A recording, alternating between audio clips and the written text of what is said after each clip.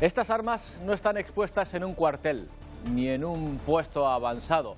Son armas reales en un colegio ucraniano donde se entrena a los niños para ponerse a salvo de ellas en caso de que se produzca un ataque de Rusia. Aunque siguen las negociaciones para evitarla, la guerra está muy presente ya en la vida cotidiana de los ciudadanos de este país. ¿Qué tal? Buenas tardes. La amenaza de un enfrentamiento armado se mantiene en un compás de espera en el que el siguiente paso está en manos de Rusia. Vladimir Putin no ha contestado a la carta de los norteamericanos sobre sus peticiones, pero sí ha manifestado su pesimismo. Aún así, su gobierno insiste en que Rusia no quiere una guerra, pero desde luego se prepara para ella.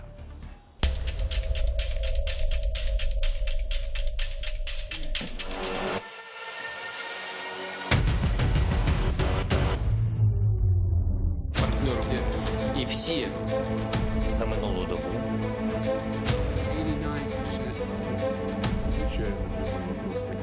Maniobras, ensayos balísticos, prácticas de tiro y acumulación de tropas. El Kremlin muestra su músculo militar, pero se compromete al mismo tiempo a contestar a la propuesta americana, lo cual ya es un avance. El presidente norteamericano, por su parte, enfría las esperanzas, vaticinando que habrá una invasión rusa en Ucrania en febrero.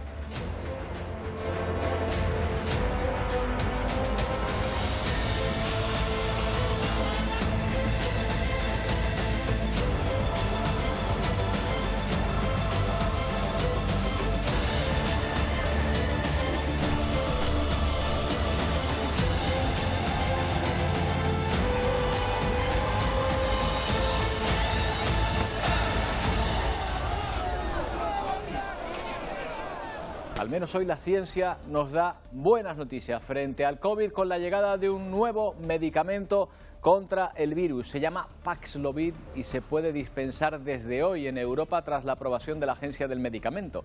El fármaco está destinado a personas con problemas inmunológicos para evitar que acaben hospitalizados.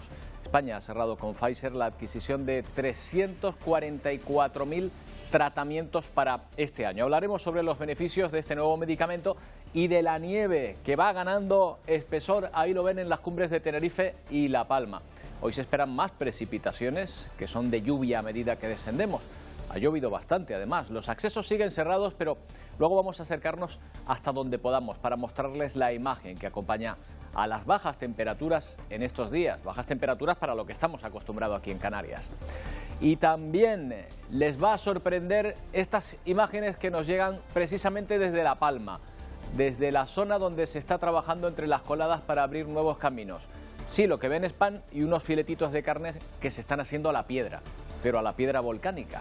Así se preparan el bocadillo los operarios de las obras de la carretera que se abre en medio de la colada para conectar con Puerto Naos en La Palma. Y ya ven que la zona todavía sigue a una alta temperatura. Sabrá buenísimo, además, seguro. Bueno, y ahora disculpen el tópico, pero lo tenemos que decir, la pelota está en el techo de Rusia. Y aunque su respuesta inicial es que no quieren una guerra, lo cierto es que se están armando hasta los dientes en las fronteras con Ucrania, donde se prepara también el ejército de aquel país. Allí, en esa línea fronteriza, está nuestra compañera Alba Argilés. Hola, así es. Estamos en la frontera entre Ucrania y Rusia y aquí el ambiente es de calma tensa. Estamos en Kharkiv, la segunda ciudad más grande de Ucrania y que se encuentra a solo 1 hora de la frontera con Rusia. Es una ciudad universitaria donde la mayoría de su gente es proeuropea, pero mantiene fuertes lazos históricos con Rusia, por lo que la situación de conflicto de estos últimos días solo hace que tambalear el ánimo de sus ciudadanos. Aquí todo el mundo está preparado para lo que pueda ocurrir. Muchos almacenan comida en sus casas, otros preparan sus búnkeres secretos y cientos de jóvenes se entrenan por si aquí estallase una guerra. Pero este es el último escenario que esperan vivir los ucranianos. Todos recuerdan con tristeza lo que ocurrió aquí en 2014 y esperan que finalmente tanto su gobierno como Rusia y Occidente aboguen por la vía del diálogo y de la paz para resolver este conflicto. Desde la frontera entre Ucrania y Rusia, Alba Argilés para la Alianza Informativa Latinoamericana. Decía Alba que se encuentra en una zona proeuropea, porque lo cierto es que hay regiones prorrusas o separatistas en Ucrania, a las que Rusia estaría intentando preparar, armar para una posible entrada de tropas rusas en ese territorio ucraniano. Isier Pérez, ¿qué tal? Buenas tardes. Buenas tardes. Bueno, vamos a desplegar, si te parece, dónde se encuentran exactamente, o en qué zonas se encuentran esas ciudades o esas zonas prorrusas. Pues esas zonas prorrusas son Donbass y Lugansk, están muy cerca de la frontera entre Ucrania y Rusia, la vemos en este mapa enseguida. Esa zona blanca es Crimea, la que anteriormente sí formaba parte de Ucrania, pero que en 2014, después de esa crisis vivida, pues se anexionó a Rusia. En esas regiones de Donbass y Lugansk son estas que encontramos aquí, coloreadas de azul. No se habla ucraniano, sino ruso. Son regiones separatistas, como bien indicas, ahora mismo están recibiendo mucho apoyo armamentístico por parte de Rusia. Estas están incluso pues en contra de que Ucrania se adhiera a la Unión Europea o a la OTAN, Roberto. Efectivamente, y ahí se libra la famosa guerra del Donbass, que ya lleva tiempo allí en Ucrania y que se mantiene desde entonces. Pero hoy estamos muy pendientes también, de una cita diplomática, ¿verdad? Sí, esa cita diplomática entre el presidente de Francia, también sede Francia este año de la presidencia del Consejo Europeo, Emmanuel Macron, con Vladimir Putin. Será una de las primeras conversaciones que el líder ruso mantenga con líderes de la Unión Europea. Se espera que Macron abogue por el diálogo, aunque no podemos esperar nada. Según el ministro de Exteriores, la pelota está en este caso en el tejado de la Unión Europea, de la OTAN y también de Estados Unidos, que no habrá guerra si no es por ellos, pero también estamos muy pendientes a esa llamada que tendrá Biden con el presidente de Ucrania. Asegura que Estados Unidos podría aportar asistencia humanitaria al país, aunque, como decimos, todo también está en el tejado de Moscú, porque su principal interés es que Ucrania no entre en la OTAN. Ahí están esas conversaciones, Biden-Macron y el presidente Biden junto al presidente ucraniano. Pero claro, todos dicen que quieren la paz, pero aquí no vemos más que reunirse fuerzas militares, armamento. ¿Dónde se están desarrollando ahora, por ejemplo, los ejercicios militares más importantes?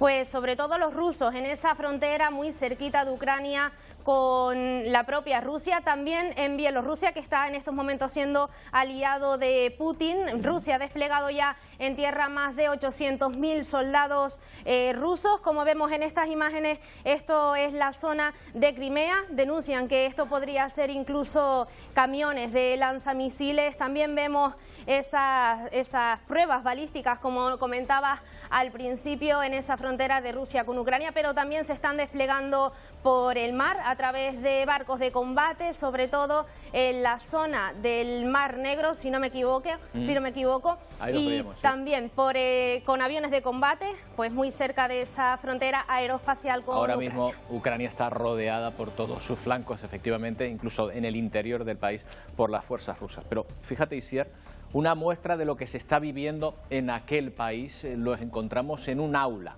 en las aulas, porque los alumnos de aquel país saben que pueden verse envueltos en una guerra con Rusia. Tanto es así que los militares ya están yendo colegio por colegio para ofrecer información bélica a los estudiantes.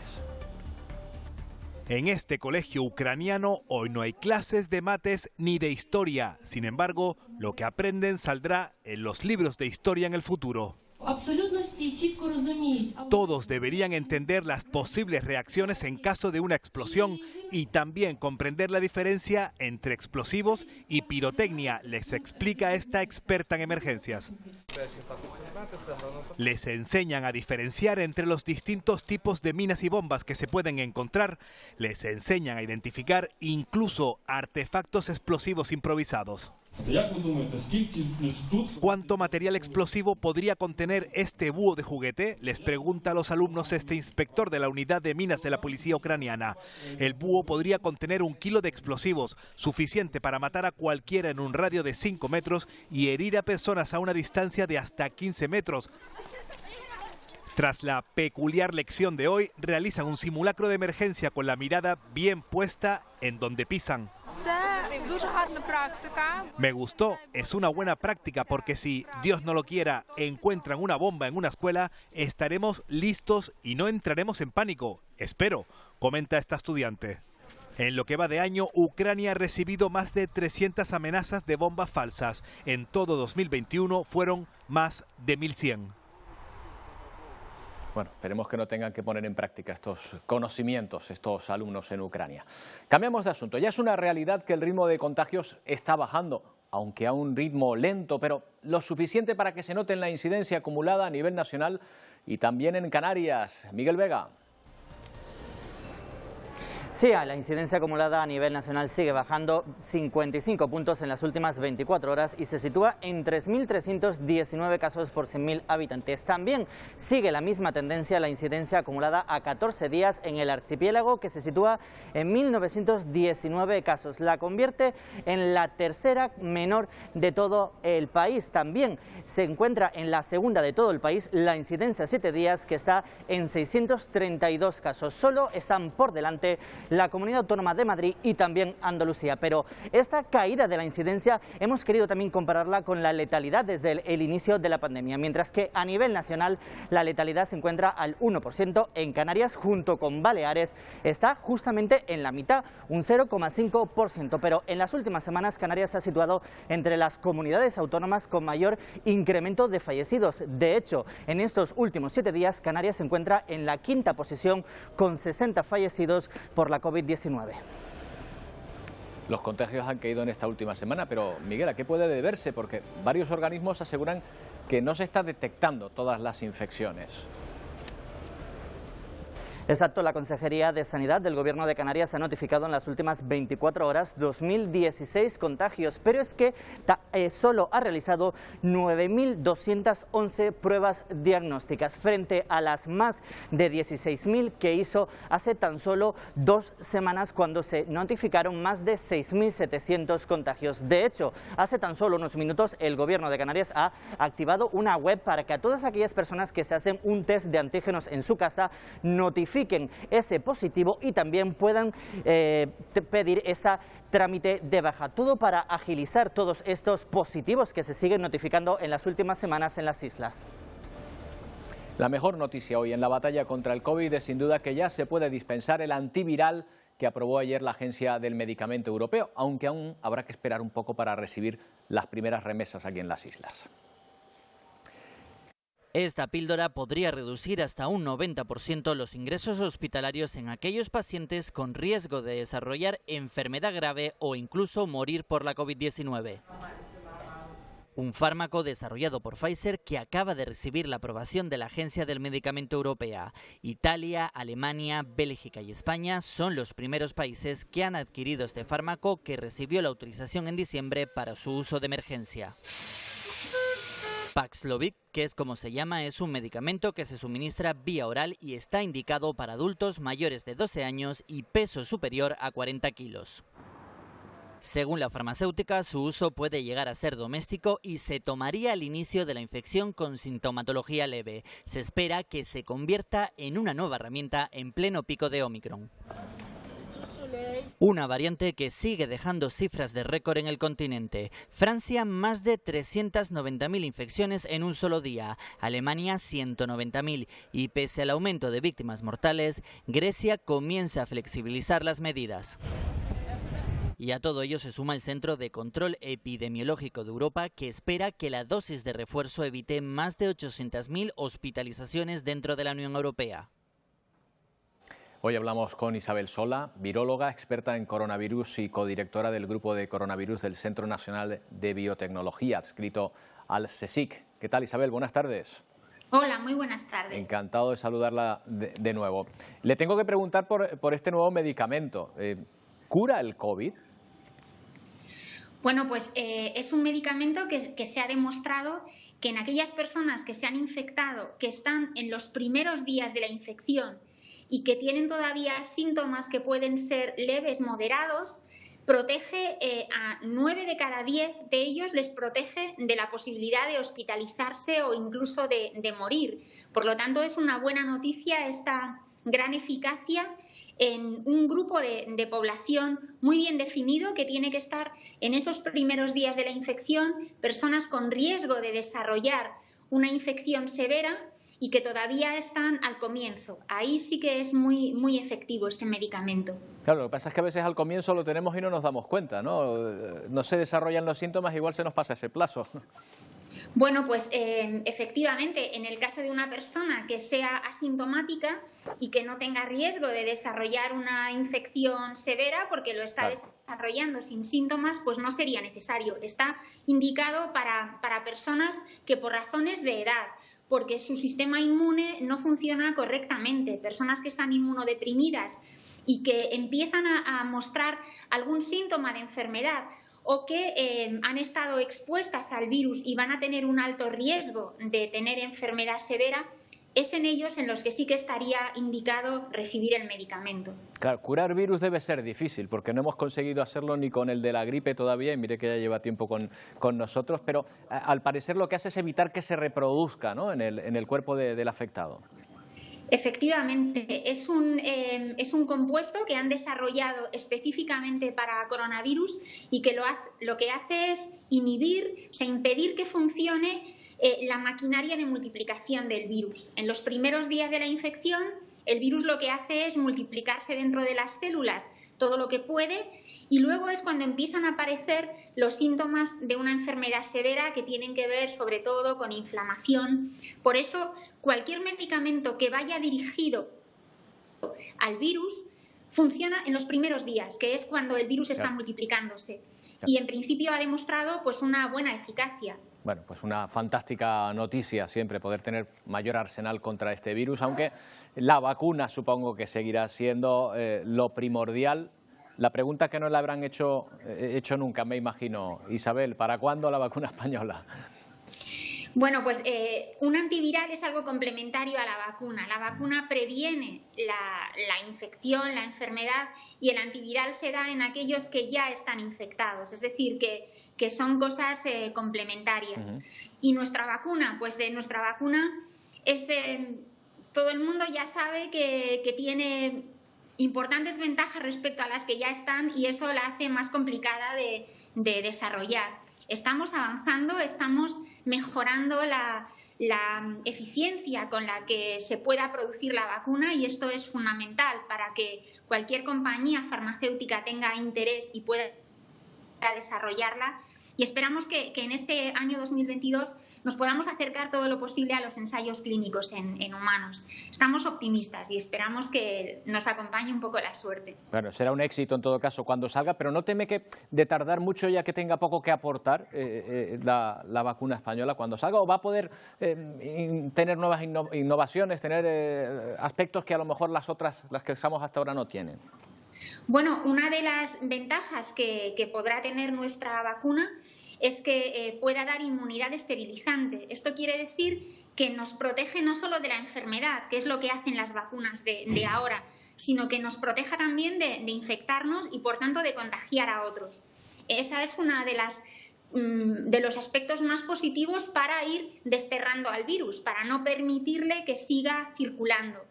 Y, por otra parte, el hecho de que sea más compleja, de que lleve varios componentes del virus y no solo la proteína de la espícula, hace que también sea más resistente la inmunidad a variantes del virus que vayan apareciendo en la evolución. Y en este sentido, pues son importantes ventajas con respecto a las vacunas de ahora, que son muy buenas, pero claro, no son perfectas. Mientras tanto, nos contagiamos más, pero es verdad que enfermamos menos o con menos gravedad. ¿Qué ha cambiado en estos 2 años? ¿Nuestra capacidad inmunitaria o el virus? Bueno, pues han cambiado las dos cosas, pero en lo que estamos viendo actualmente, que es que el número de infecciones es muy grande, pero las hospitalizaciones y las muertes son muy inferiores, esto se debe fundamentalmente a la inmunidad que hay en la población.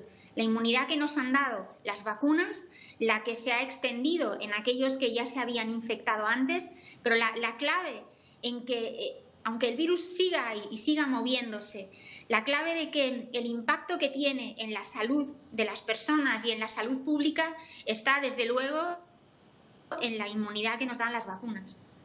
Isabel, vamos a tener que convivir con el virus del COVID de la misma manera que convivimos en su momento con otras enfermedades que también eran muy graves. Pienso en la tuberculosis, a lo mejor nuestros abuelos en aquella época, o la polio. Sí, el virus está aquí, no va a desaparecer y vamos a tener que convivir con él. Digamos que lo esencial es que esta convivencia tenga el menor impacto posible en la salud colectiva y en la salud de cada persona. La forma de conseguirlo es mediante la inmunidad, este escudo que nos protege de los efectos del virus.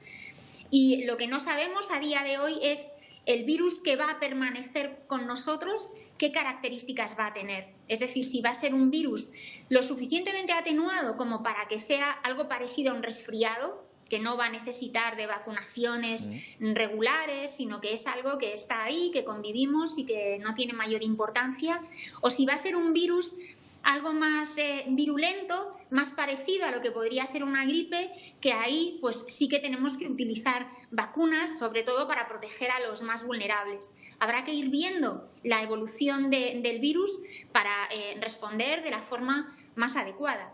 Claro, lo que pasa es que contra la gripe también nos vacunamos, las personas que tienen mayor sensibilidad. Y ojo, que hay veces, yo no sé si esto es un dicho popular, que se suele decir, oye, la gripe este año viene fuerte, como que ese año parece que es un virus más agresivo que en otras ocasiones, que no sé si será verdad, pero bueno, que puede ir, digamos, por épocas.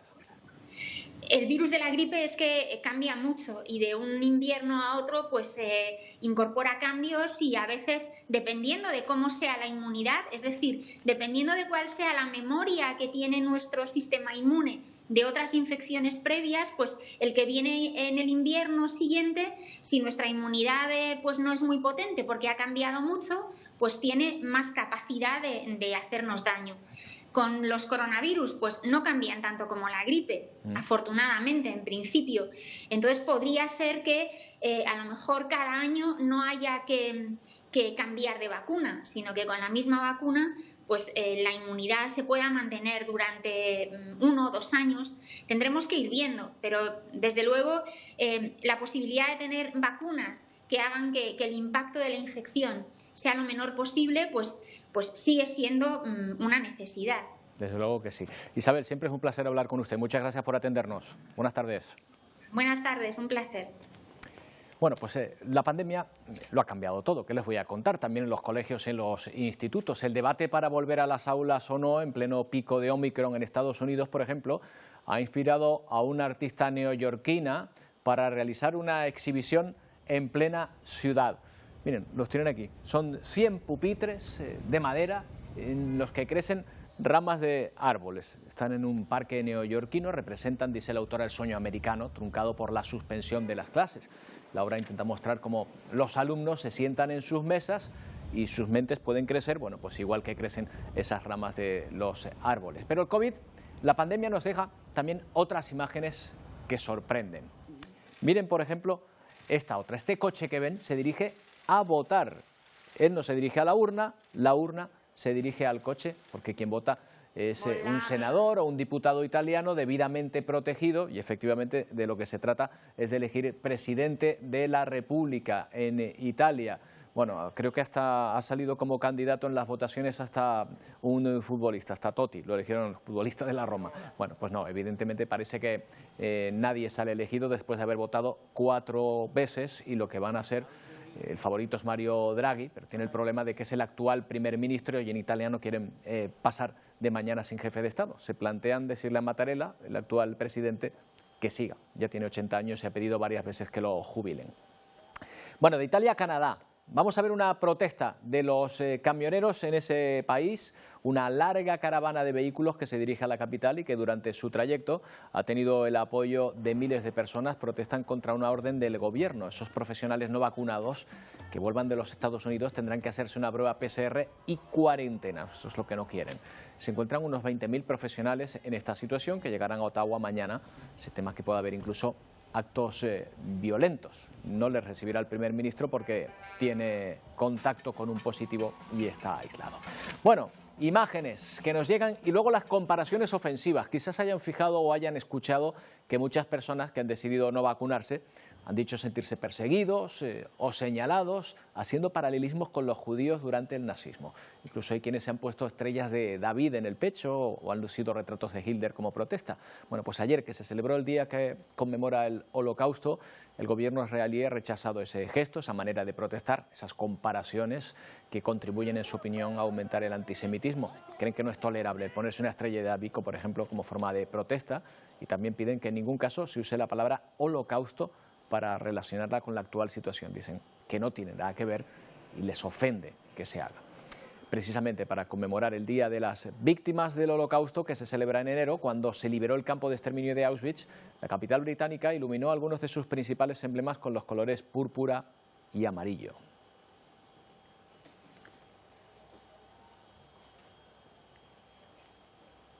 Y un último apunte sobre sanidad, que también es una buena noticia. Miren, aquí España es pionera porque un grupo de investigadores españoles acaba de hallar un nuevo marcador para detectar precozmente el cáncer de páncreas. Es uno de los tumores más agresivos que existen. Dicen que con este descubrimiento se podrá reducir la mortalidad de los pacientes que lo sufren.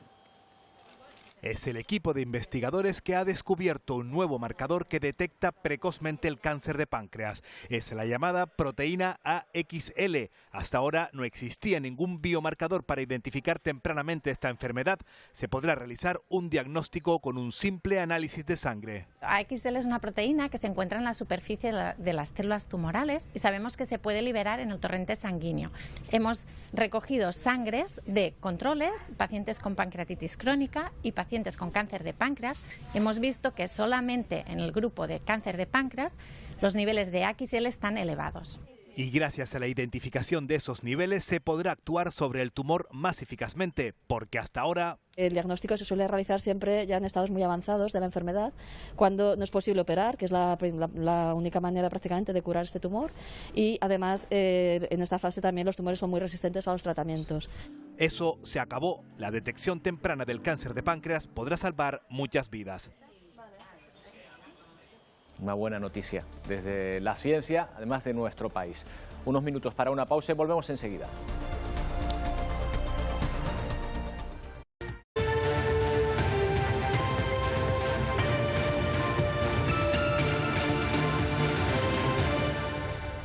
Bueno, esta imagen en directo desde la isla de Tenerife nos llega desde las instalaciones del Observatorio de Izaña.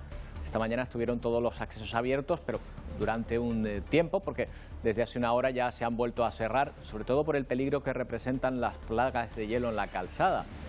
El acceso por la Esperanza, enseguida nos lo cuenta Yurena Goya, que se ha acercado lo máximo posible a la nieve que hoy ha caído con abundancia también en lo alto del Teide. También en La Palma, ahí tienen una muestra de una imagen muy parecida de otra cámara web que también está en el observatorio, en este caso, claro, en el de los Roques de los Muchachos. También accesos cortados en lo alto de la isla de La Palma. Bueno, como en nevadas anteriores, en Tenerife la mayoría de la nieve se ha acumulado en la zona de Izaña. Un equipo de los servicios informativos pretendía subir al Teide, pero no ha podido precisamente por esos cortes de la carretera en La Esperanza. Se ha encontrado con mucho frío y con granizo, ¿verdad, Yurena? Buenas tardes.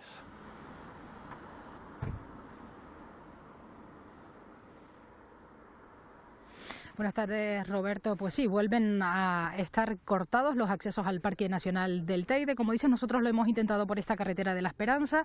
También está cerrado por la Orotava y por el sur. Solo se puede llegar hasta el teleférico. La razón, pues, por las placas de hielo en la calzada. También el granizo. Nos hemos encontrado en ese punto del corte de la vía hasta este camino, hasta el punto de directo, granizando por el camino. Muchos conductores, mucho tráfico por la carretera. En ese corte veíamos cómo se veían obligados a dar la vuelta, pretendían pues disfrutar de la nieve como nosotros, ir a grabar esas imágenes de la nieve, pero nos ha sido imposible por las condiciones meteorológicas. Las previsiones para el fin de semana apuntan a que seguirá esta inestabilidad de lluvia y bajas temperaturas, así que precaución, no se recomienda subir hasta aquí, porque además de momento, como decimos, están cerrados todos los accesos al Teide.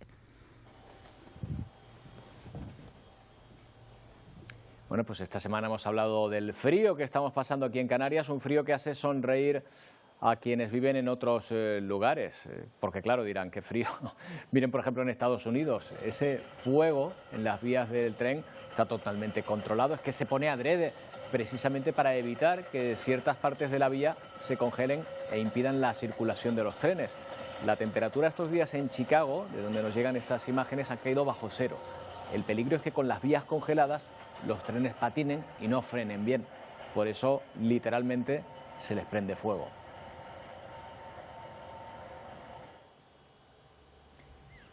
Este otro fenómeno se ha dado aquí en La Palma. Seguro que recuerdan su nombre, tolvaneras. Vimos muchas durante la erupción y, como ven, todavía se siguen formando. Esa especie de torbellino de polvo que se eleva como un tornado a pequeña escala. Bueno, ahí lo ven recorriendo esta zona, además, de donde podemos ver el volcán que todavía se está desgasificando en algunas partes. Bueno, ya que estamos en La Palma, nos centramos en un bocadillo. ¿Pero qué tiene de particular?, se preguntarán. Pues miren la forma de hacerlo. Eso es carne a la piedra, literalmente. Que los obreros que están allí abriendo paso en las nuevas coladas para la carretera, pues han visto que la temperatura es tan elevada en algunos puntos que pueden poner la carne, el fiambre, bueno, esto creo que es unos filetitos de lomo, pues a asarse sobre la propia piedra. Esto les da una muestra del calor que todavía pues emana de esas piedras. En algunas zonas de donde se están llevando a cabo esos trabajos, las temperaturas, si se escarba un poco, pueden llegar a los 400 grados. Y sabría buenísimo, seguro. Bueno, en esos trabajos ha estado nuestro compañero Javier Sánchez en el camino de San Isidro, en unas obras que sirven para acceder a un grupo de viviendas que quedaron aisladas. Avanzan y a gran velocidad los trabajos en las diferentes carreteras que pretenden abrirse en estas coladas de norte a sur, en este Valle de Aridane que ha quedado incomunicado por esta fuerza del volcán. Y en esta en la que nos encontramos, sobre las coladas que se generaron en el camino de San Isidro, nos encontramos con el técnico de infraestructuras Amílcar Cabrera, técnico de infraestructuras del Cabildo de La Palma. Bueno, ¿cómo van avanzando sus trabajos? ¿Exactamente en qué punto se encuentran? Bueno, pues nos encontramos aproximadamente en torno del 30% de lo que es la ejecución de la obra de recuperación del camino de San Isidro. Estamos diseñándola con unas características geométricas, tanto en planta como en alzado, de una carretera convencional, para que obedezca, tengamos los parámetros de seguridad suficientes para poder garantizar, pues digamos, su tránsito, tanto de peatonal como vía circulatoria, para todos los que son, pues bueno, a los afectados entre los de esta gran superficie que ha quedado afectada por las coladas y que puedan también acceder a las viviendas también. ¿Qué dificultades han encontrado en este tránsito? Sobre todo calor, evidentemente, aunque después la escoria no ha sido muy complicada de sacar. Pues afortunadamente, igual que en el núcleo de la laguna, pues bueno, pues nos hemos encontrado que no tenemos ese problema de gases, que es el primer problema, digamos, añadido que tenemos con las coladas, pero tenemos también una temperatura convectiva bastante alta, estamos con temperaturas que oscilan entre los 80 y los 150 grados centígrados. Según vayamos penetrando hacia la parte de dentro, nos vamos a encontrar con una altura de colada superior y supuestamente tenemos temperaturas superiores.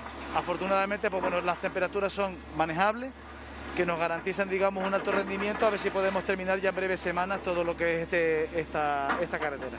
Van a ponerle una capa de tierra, pero va a llevar diferentes materiales para ir analizando cuál es el mejor tipo de material precisamente que se adapta a estas circunstancias generadas por la colada. Sí, nos encontramos que tenemos un calor de convección bastante alto, luego de eso nos hace, bueno, tenemos ya la determinación de que un firme convencional, un paquete firme convencional basado en materiales bituminosos no va a poder ser, por lo menos de momento, y vamos a experimentar con varios ecomateriales, llamados así, que a fin de cuentas estamos reciclando el mismo material de las coladas y en diferentes granulometrías, acompañados con un conglomerante que estamos viendo cuál mejor va a dar mejores garantías. Intentaremos probar con varias dosificaciones a ver cuál mejor se adapta de cara a los futuros firmes que podamos tener para futuras carreteras. ¿Se encuentran más o menos las mismas dificultades o los mismos problemas en los trazados aquí que en otras de las carreteras que se están trabajando? ¿O aquí, quizá por encontrarse menos cantidad de colada, se puede trabajar de una forma más sencilla que en puntos, por ejemplo, en la Laguna Todoque? Bueno, estamos ahora mismo aquí donde nos encontramos el camino de San Isidro. No tenemos igual o superior altura de coladas que tenemos en la laguna. Aquí estamos en torno de los 10 metros, cosa que no estamos en el entorno de la laguna. Afortunadamente, pues bueno, pues siendo, digamos, unas coladas que se han enfriado rápidamente, nos encontramos que en su superficie tenemos, digamos, un material fácilmente movible, como pueden verse en la, digamos, en las máquinas que están trabajando ahora, y bueno, pues eso, digamos, que nos ofrece, digamos, un gran, digamos, rendimiento, que a fin de cuentas se va a configurar que en breve tiempo, pues bueno, tenemos ya la carretera completamente terminada.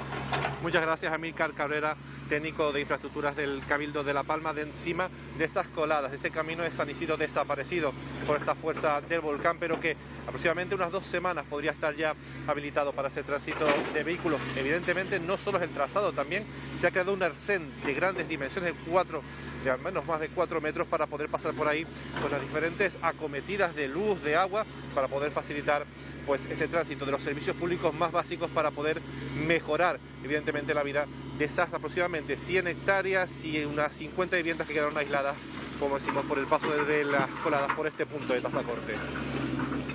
Bueno, pues ya ven el calor con el que se está trabajando en esta zona, que no se ha enfriado completamente todavía. Por cierto, que La Palma también es noticia porque la semana que viene se espere que cambie el semáforo de emergencia. Y vamos a hablar con el director del PEVOLCA, que fue el director del PEVOLCA, Rubén Fernández, dentro de un momento. Antes queremos mostrarles un comportamiento que tiene intrigados a los investigadores en todo el mundo. Una estrella que ha llamado la atención a los científicos, concretamente de Australia. Detectaron lo que parece ser una estrella especialmente densa y que está desatando enormes ráfagas de energía, pudiendo emitir de forma continuada fuertes ondas de radio desde sus polos norte y sur, que enciende durante aproximadamente 1 minuto, luego se apaga. Esto se repite cada 18 minutos. Los expertos sospechan que podría tratarse de un objeto astrofísico exótico cuya existencia hasta ahora solo ha sido una hipótesis.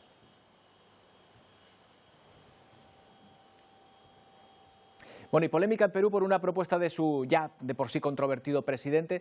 Dice que Bolivia debería tener una salida al mar, aunque lo cierto es que Bolivia cuenta con una pequeña porción de costa que en su día le cedió el presidente peruano Fujimori, pero muchos denuncian que es todo un desierto en el que no se ha obtenido ninguna riqueza. Lo vemos.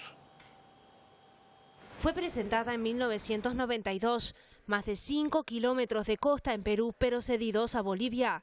Así este país tendría durante al menos 99 años salida al mar a través de esta zona franca conocida como Bolivia Mar. Un espacio, el litoral peruano, donde pensaban explotar recursos como el comercio o el turismo. También serviría como puerto, pero la realidad es que no hay negocios ni tampoco barcos. Ya no hay nada, no hay ninguna vida. Y tras caer en el olvido, ahora el presidente de Perú, Pedro Castillo, la vuelve a poner de relieve. Quiere darle de nuevo una salida al mar, pero dice se necesita consultar al pueblo peruano a través de un referéndum. Así recibía la propuesta el gobierno de Bolivia. No voy a entrar en una polémica de decir si puede ser serio o no serio la posibilidad del hermano presidente del Perú. Sin embargo, la Cancillería de Perú se opone. Asegura que la soberanía territorial es inviolable y que hasta ahora se habría respetado. Y lo cierto es que Bolivia Mar es una concesión de uso turístico, aunque lo único que hay en este sentido sea esta escultura oxidada. Solo en ocasiones estos 5 kilómetros de costa son aprovechados por pescadores que, al no haber barcos, por lo pronto son los únicos que se benefician de las riquezas del Pacífico. Total, que tienen un trocito de playa, pero no saben realmente en qué emplearla. Y a pesar de encontrarnos inmersos en plena pandemia, Estados Unidos está experimentando un notable crecimiento económico. Los expertos hablan del 5,7%, que sería la subida más sólida del país desde 1984. Nos lo cuenta Belén Mora desde Washington. La economía de Estados Unidos creció 5,7% en 2021, informó este jueves el Departamento de Comercio. Una cifra robusta, según los economistas, atendiendo el impacto económico de la pandemia de COVID-19 y la recesión de 2020. De acuerdo con las autoridades, el crecimiento estuvo motivado por un incremento de 7,9% en el gasto de los consumidores y en el aumento de 9,5% en las inversiones privadas. Este crecimiento representa el más importante desde 1990. 1984, cuando Estados Unidos salía de una recesión económica. No obstante, para el 2022 los pronósticos se mantienen moderados. El Fondo Monetario Internacional prevé una desaceleración económica y un crecimiento de 4% del Producto Interno Bruto para fines de 2022. Desde Washington informa Belén Mora de La Voz de América para la Alianza Informativa Latinoamericana. Bueno, no se puede decir que sorprenda a muchos, pero finalmente la noticia es que no va a haber referéndum revocatorio contra Nicolás Maduro. Lo ha informado la Junta Nacional Electoral de aquel país después de que solo se lograran más de 40.000 firmas de los 4 millones que se requerían. Sin embargo, se denuncia la persecución a quienes participaran en esta iniciativa. Improcedente la solicitud del referéndum revocatorio. Cae el referéndum revocatorio contra Nicolás Maduro al no alcanzar las 4,2 millones de firmas necesarias en las solo 12 horas dispuestas. Creían que era fácil. Y solo se lograron algo más de 40.000. Durante la jornada apenas se acercaba gente a votar. Oposición y organizaciones no oficialistas denuncian la persecución de quienes tenían intención de participar en la consulta, mientras el presidente venezolano tacha la iniciativa política de fracaso estrepitoso en el intento de activar el referéndum revocatorio. Está en el estupidismo, en el infantilismo y en el golpismo que la oposición ha practicado en Venezuela en los últimos años. Y asegura que la culpa es... La culpa es del imbécil de Juan Guaidó. Al mismo tiempo que el propio Guaidó denuncia... La expectativa, el anhelo que tienen los venezolanos es salir de la dictadura. Y no hemos hecho el delivery, y no hemos hecho la entrega. Eso es una realidad. Y obviamente tiene que generar frustración. Nos las debe generar a todos. Ahora, esa frustración no puede convertirse en desesperanza. No puede convertirse en una falsa normalidad que atenta contra la vida de millones de venezolanos.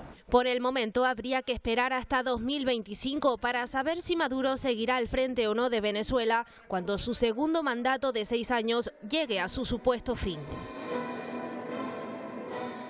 Un informe firmado por 6 universidades y 4 centros de investigación de Venezuela, precisamente, revelan que 1 de cada 3 homicidios que se registran en el país están atribuidos a las fuerzas de seguridad del Estado, bien sean policiales o militares. El perfil de las víctimas suelen ser hombres jóvenes, residentes en zonas marginales. Adriana Núñez nos informa desde Caracas. En Venezuela, 1 de cada 3 homicidios se le atribuye a las fuerzas de seguridad del Estado, según reveló el informe de Monitor de Fuerza Letal, compuesto por 6 universidades y 4 centros de investigación. El documento destaca que la mayoría de las víctimas son hombres de entre 26 y 28 años que viven en zonas pobres y cuyas muertes quedan impunes. Tan solo en las 2 primeras semanas de enero de 2022, la ONG Control Ciudadano reportó 27 personas abatidas por agentes de los distintos cuerpos policiales y militares. Ya el año pasado, el Observatorio Venezolano de la Violencia advertía que las muertes por resistencia a la autoridad superaron los 2.300 casos, un promedio de 6 asesinatos por día. Y muchos de esos decesos se producen en medio de operativos policiales donde, según familiares de las víctimas, los uniformados entran a vecindarios humildes disparando sin mediar palabra. Desde Caracas, Venezuela, les informa Adriana Núñez, Rabascal de La Voz de América para la Alianza Informativa Latinoamericana. Y de Venezuela nos vamos hasta Honduras, donde la 4ª mujer en Centroamérica, la única en la actualidad en el continente americano que ocupa la presidencia del país, presta juramento. Xiomara Castro, nueva presidente de Honduras tras su toma de posesión este jueves. El Estadio Nacional de Tegucigalpa acogió este acto que contó con la presencia de líderes políticos y jefes de Estado de todo el mundo. Ahí estaba el rey Felipe VI o la vicepresidenta de Estados Unidos, Kamala Harris. Xiomara Castro es la esposa del expresidente Manuel Zelaya. Asume la más alta magistratura de su país tras la expulsión de 18 diputados de su partido y acabando con el tradicional dominio de la derecha en Honduras.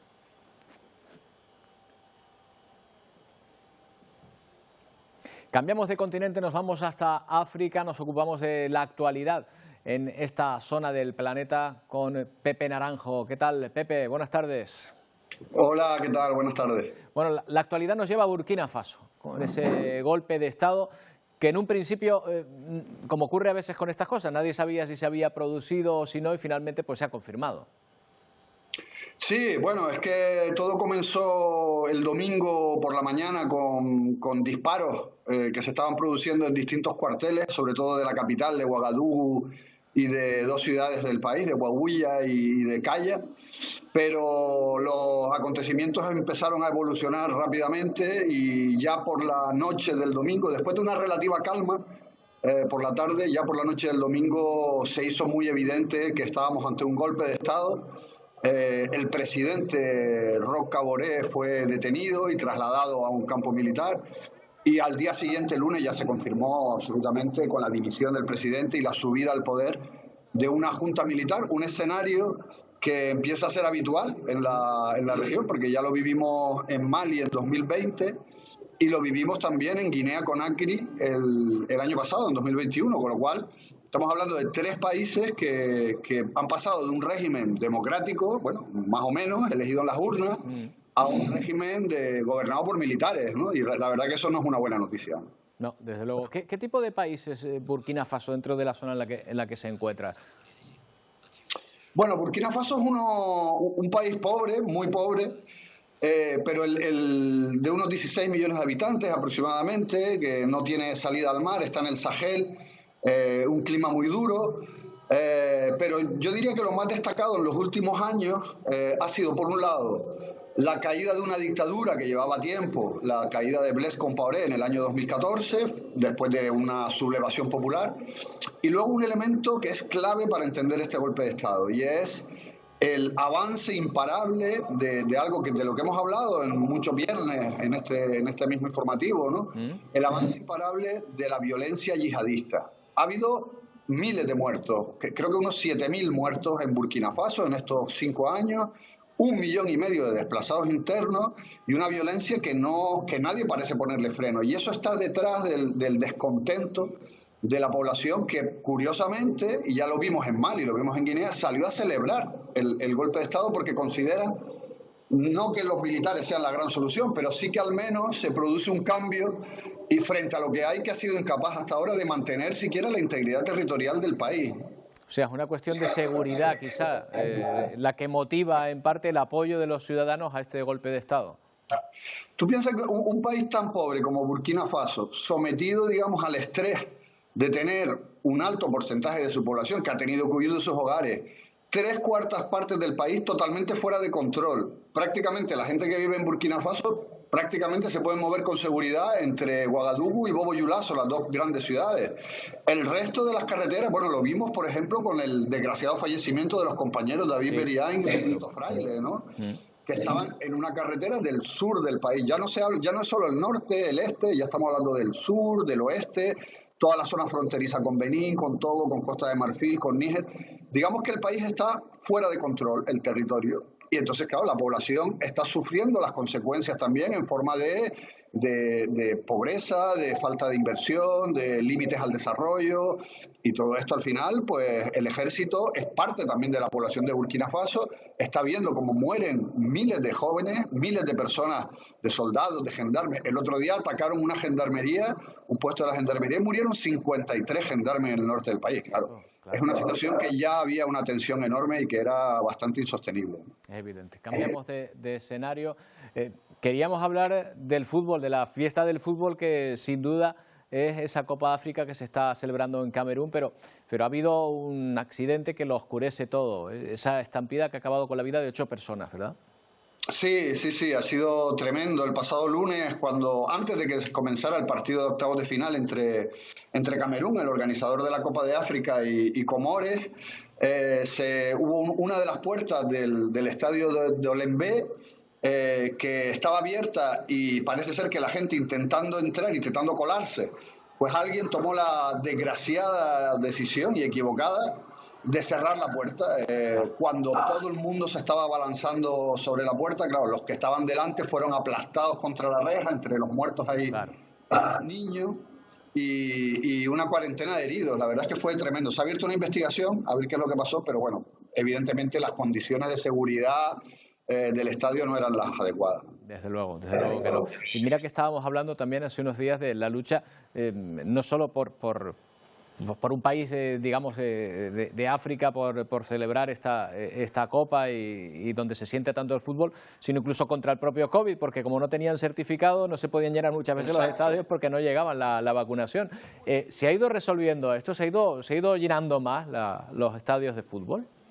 Exactamente, sí. A medida que ha ido avanzando la competición, las medidas se han ido relajando contra el coronavirus. Digamos que hay una cierta permisividad y, sobre todo, el gobierno ha tomado una decisión que ha sido adaptar los horarios de los funcionarios a los partidos, porque muchos de los partidos se celebraban en horario laboral, digamos. Entonces, entre que se es más permisivo con el tema coronavirus y que se han cambiado los horarios y que la competición va avanzando, al menos a los partidos de Camerún. El otro día veía un partido de octavos de final en el que no estaba el organizador, no estaba Camerún, y sí que se veían muchas calvas, ¿no?, en los graderíos del estadio. Pero al menos en los partidos de Camerún sí que está yendo un poco más de gente. Bueno, Camerún, todavía me acuerdo, en aquellos mundiales, creo que fue en el del 90 en Italia, donde los Leones de Camerún creo que quedaron semifinalistas, o sea, hay una tradición, o digamos, una cantera futbolística muy importante en esta parte del mundo, ¿eh?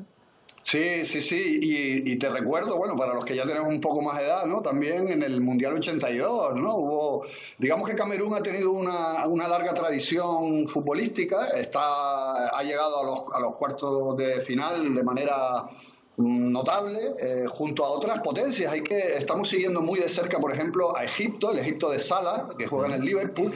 Senegal también ha conseguido clasificarse en cuartos de final, y Marruecos, que yo para mí lo vi el otro día también jugar, para mí es uno de los grandes favoritos. Y destacar la sorpresa de la presencia de Guinea Ecuatorial en los cuartos de final de la Copa de África, que ha sorprendido a muchos. Se clasificó el otro día por penaltis frente a Mali, y es la gran fiesta del fútbol africano, Roberto. La verdad es que la gente aquí en Senegal y en muchos países en la calle habla prácticamente mucho más de eso que del golpe de estado de Burkina, por ejemplo, ¿no?, porque ya sabes que el fútbol mueve pasiones, ¿no? Desde luego, me lo puedo imaginar. Pues nada, Pepe, con la fiesta del fútbol terminamos hoy. Muchas gracias por atendernos un día más. Gracias a ti, hasta el próximo viernes. Chao. Bueno, y otra imagen que llama nuestra atención por el miedo a la exclusión o por el ataque por hablar nubio que ha provocado que miles de niños dejaran apartada esta lengua en Egipto. Van a ver cómo la recuerdan.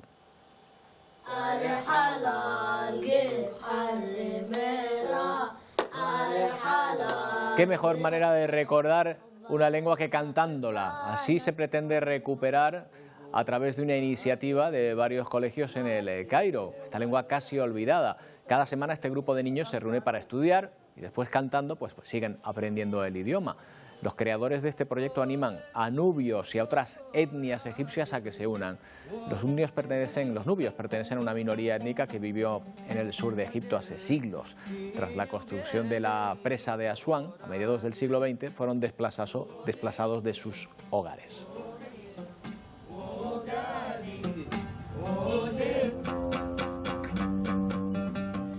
Y si se quejan de lo que tardan en llegar algunos paquetes a nuestras casas, fíjense en esta historia, se le van a quitar todos los enfados. 51 años ha tenido que esperar varios destinatarios en Lituania para recibir su correspondencia. Bueno, pero les ha llegado, ¿eh?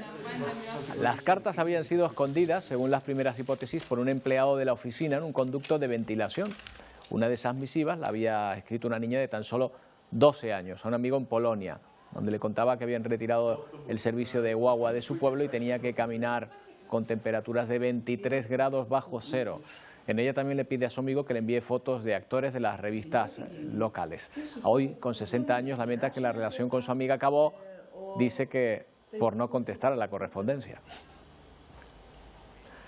Y de Brasil nos llega una historia bastante extraña. Los usuarios de una playa se quejan de que los vecinos de ese lugar protestan si se ponen a hacer deporte. Dicen que los residentes no aguantan más que los coches bloqueen las vías en las que residen.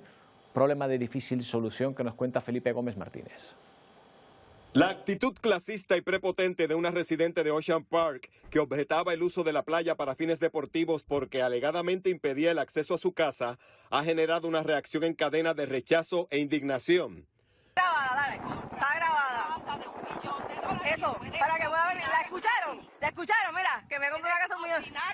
Dale, sí, perfecto, ya perfecto, para que sepan cómo piensan ustedes. La residente, cuya casa queda como a 100 metros de la playa, le increpó así el pasado lunes a Lidibet Santiago Martínez, una deportista que se disponía a practicar el tenis de playa.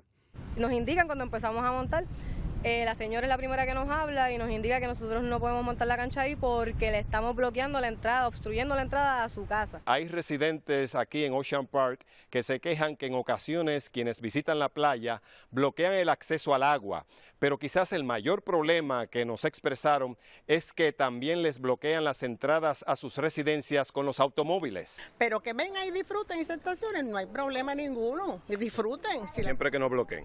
Siempre que no nos bloqueen las entradas, porque ese es el mayor problema que tenemos. Pero este problema podría agravarse en el fin de semana, ya que a causa de la controversia se convocó a un torneo de voleibol y de tenis de playa en Ocean Park. Bueno, pues ahí llega el fin de semana, seguro que se olvidan las rencillas. Nosotros nos vamos a ir con unos animales realmente tiernos. Me refiero, los van a ver a continuación, unos tigres que acaban de presentar en sociedad en el zoo de la ciudad china de Yunnan. Son 2 hermanas de tigre siberiano, las más jóvenes de los 7 cachorros de tigre que han nacido de varias madres en cautividad en este recinto. Nosotros les dejamos con Telenoticias 1 y Paco Luis Quintana. Recuerden que volvemos el lunes a partir de la 1:30 en otra edición de Atlántico Noticias. Entonces...